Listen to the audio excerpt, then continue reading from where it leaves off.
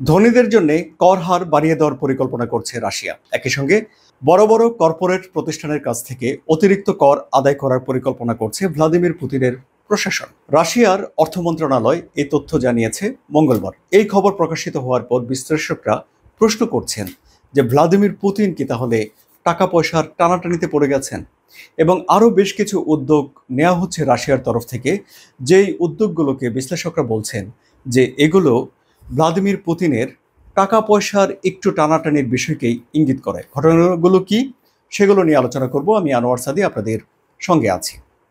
এখন প্রশ্ন হলো যে ঠিক এই মুহূর্তেই কি ভ্লাদিমির পুতিনের হাতে টাকা লাগবে? না। যে কর হার বৃদ্ধি করা হচ্ছে সেই করের বর্ধিত হার 2025 সাল থেকে কার্যকর হবে। কেন পুতিনের টাকার দরকার পড়ল? রাশিয়ার কেন টাকা পয়সা নিয়ে চিন্তা ভাবনা করার দরকার হয়ে পড়ল? আপনারা জানেন যে 2022 সালে রাশিয়া ইউক্রেনে আক্রমণ করে এবং এরপর পশ্চিমা দেশগুলো, বিশেষ করে যুক্তরাষ্ট্র, ইউরোপভুক্ত দেশগুলো এবং ন্যাটোভুক্ত দেশগুলো, তারা রাশিয়ার উপরে স্যাংশন জারি করে।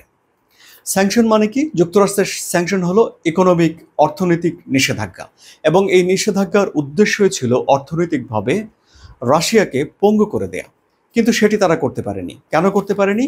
কারণ হলো যে রাশিয়া ভারতের কাছে প্রচুর পরিমাণে তেল বিক্রি করতে পেরেছে, চীনের কাছে প্রচুর পরিমাণে তেল বিক্রি করতে পেরেছে, এমনকি ব্রাজিলের কাছেও তেল বিক্রি করতে পেরেছে।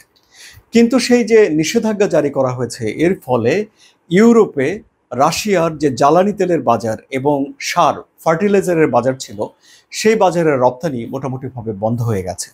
ফলে বিশাল পরিমাণে আয় থেকে বঞ্চিত হয়েছে রাশিয়া। এতে করে কিছুটা অর্থনৈতিক চাপে পড়ে রাশিয়া। তার উপরে যুদ্ধ চালিয়ে যাওয়া অনেক খরচের ব্যাপার। এই যে রাশিয়া ইউক্রেন যুদ্ধ চলছে, সেখানে রাশিয়ার জিডিপির 3% বছরে তাদের খরচ হয়ে যাচ্ছে, বিলিয়ন বিলিয়ন ডলার। ফলে এসব কিছু রাশিয়ার সরকারকে একটা চাপে ফেলছেই। রাশিয়ার অর্থ মন্ত্রণালয় কতটুকু কর বাড়াতে চায় সেগুলো একটু দেখে বলি। রাশিয়ার অর্থ মন্ত্রণালয়ের হিসাবের কথা উল্লেখ করে বার্তা সংস্থা ইন্টারফক্স জানিয়েছে যে বাড়তি কর আরোপের জের ধরে প্রতি বছর $2,900 কোটি আদায় করবে রুশ সরকার, এবং রাশিয়ার বেশিরভাগ মানুষ 13% হারে আয়কর দেয়। কিছু কিছু ক্ষেত্রে অতি ধনী যারা আছেন তারা 15% হারে আয়কর দিতে হয় তাদেরকে।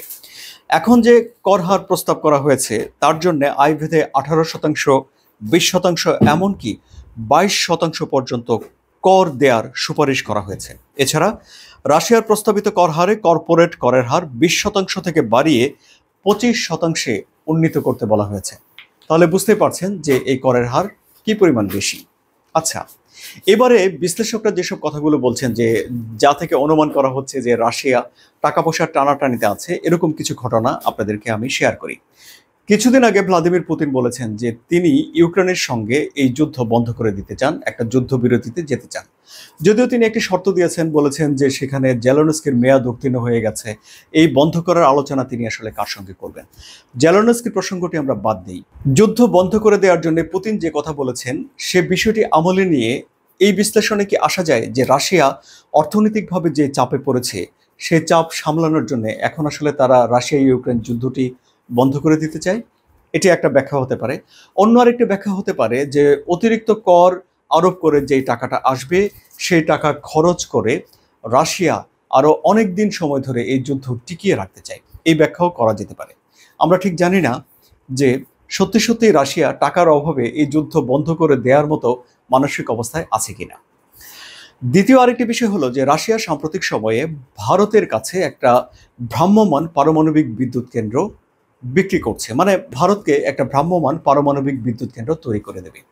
এবং ভারতের যে সংবাদ মাধ্যমগুলো রয়েছে তারাও সেখানে যে নিউজ করেছেন সেখানে তারা বলেছেন যে যুদ্ধ করতে গিয়ে রাশিয়ার ভাড়ারে টান পড়েছে, ফলে তারা এখন পারমাণবিক বিদ্যুৎ কেন্দ্র ভারতকে দিচ্ছে এবং এখান থেকে কারি কারি ডলার পাবে। এই যে করের হার বৃদ্ধি করা হচ্ছে, এটিকে রাশিয়ার অর্থমন্ত্রী সরাসরি যুদ্ধের খরচ চালানোর জন্য কর বৃদ্ধি তিনি সেটি বলছেন না। কি বলছেন তিনি? রাশিয়ার অর্থমন্ত্রী আন্তনি সিলুয়ানোভ বলেছেন যে একটি স্বচ্ছ ও ভারসাম্যমূলক কর ব্যবস্থা চালু করার জন্য এই পরিবর্তন আনা হচ্ছে। এর ফলে বাড়তি যে আয় হবে তা দেশের অর্থনৈতিক কল্যাণ এগিয়ে নেবে। আপনারা জানেন যে গত মার্চে পঞ্চম মেয়াদে ক্ষমতায় এসেছেন পুতিন। তার আগেই তিনি দেশের মানুষকে বলেছিলেন যে তিনি এই করের হার পরিবর্তন করতে চান। এখন পুতিন কি সত্যি সত্যি টাকা পয়সার টানাপোড়েনে আছেন, টাকা পয়সার অভাবে আছেন? আপনার কি মনে হয়? কমেন্টে জানান। আলোচনা ভালো লাগলে সাবস্ক্রাইব করে সঙ্গেই থাকুন। ধন্যবাদ সবাইকে।